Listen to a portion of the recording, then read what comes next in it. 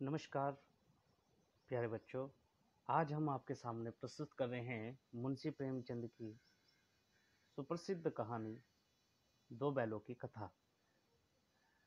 दो बैलों की कथा के माध्यम से प्रेमचंद जी ने किसान और पशुओं का भावात्मक संबंध स्थापित किया है।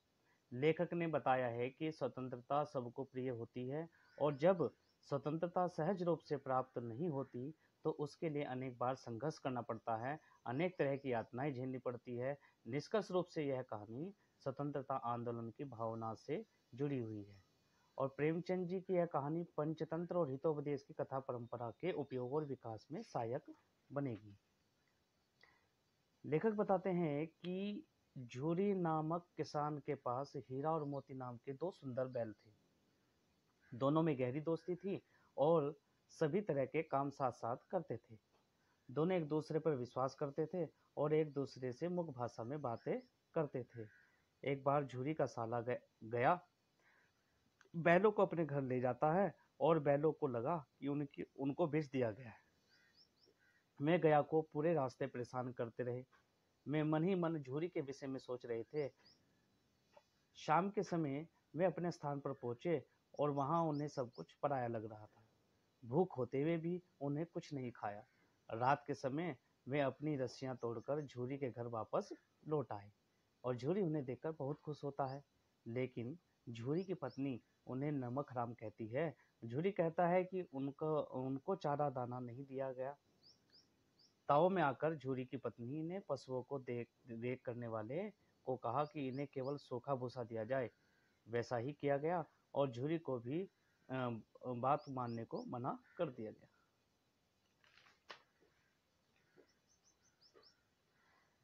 अब लेखक बताते हैं कि अगले दिन झूरी का साला बैलों को फिर ले गया और घर जाकर उनको मोटी रस्सियों से बांधकर सूखा भूसा डाल दिया गया। दोनों बैलों ने नांद की तरफ देखा भी नहीं। दूसरे दिन गया ने बैलों को हल में जोता, लेकिन बैलों ने अपना एक भी पांव नहीं उठाया। गया ने जब हीरा की नाक पर डंडे मारे तो मोती को गुस्सा आ गया और वह हल लेकर भागा, जिससे हल जुआ जोत सब टूट गए। हीरा मोती को समझाता है कि भागना व्यर्थ है, अब की बार बहुत मार पड़ेगी। मोती उसे मजा सिखाने की बात कहता है तो हीरा उसे समझाता है कि यह हमारी जाति का धर्म नहीं है। गया उनके तेवर देखकर चुपचाप पकड़ कर ले गया और वही सूखा भूसा डाल दिया।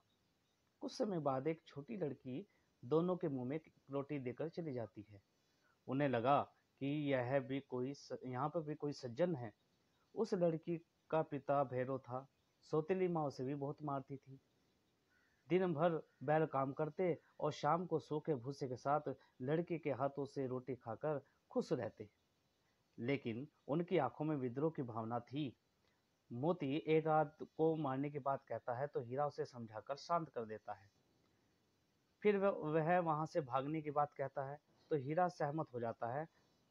जब लड़की उन्हें रोटी खिलाने को आती है तो उनकी रस्सी खोल देती है और शोर मचाते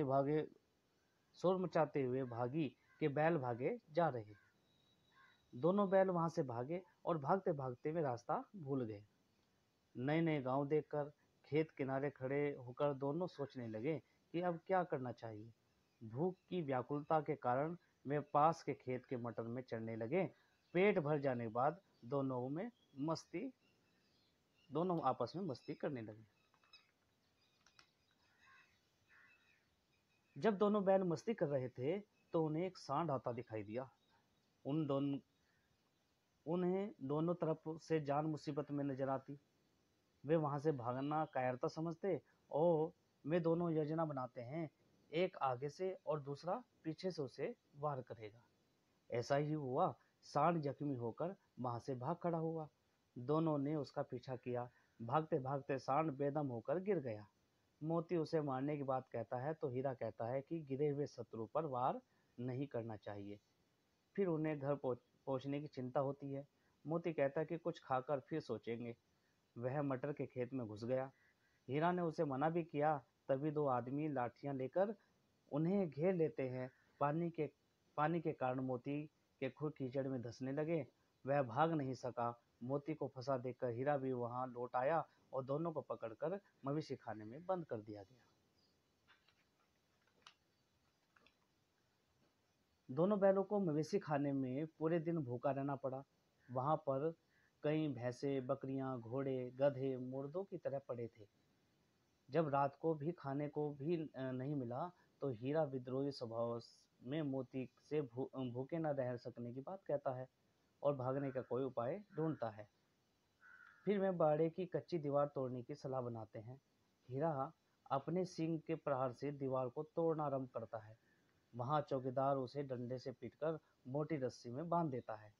उसके बाद मोती दीवार पर टक्कर मारने लगता है। अब आधी दीवार गिरा देता है।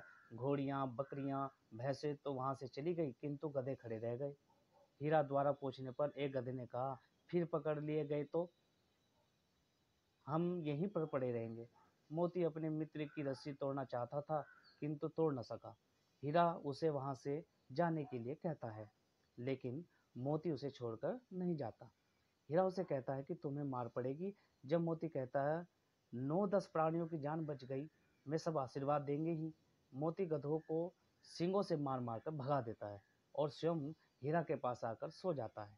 सुबह होने पर वहां खलबली मच गई और मोती की खूब पिटाई करने के बाद उसे मोटी रस्सियों से बांध दिया गया।